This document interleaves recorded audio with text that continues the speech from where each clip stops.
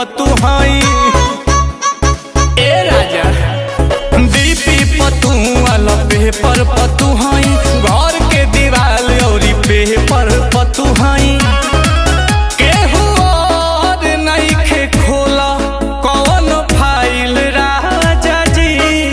केहू और नइखे खोला कौन फाइल राजा जी तहरा फोटो से भरल बा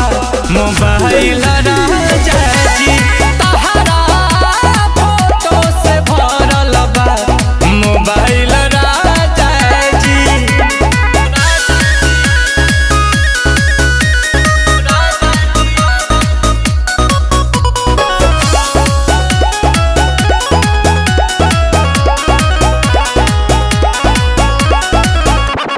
रातों दिन तोहरे के देखत रहीला आठो घड़ी अखिया के सेकत रहीला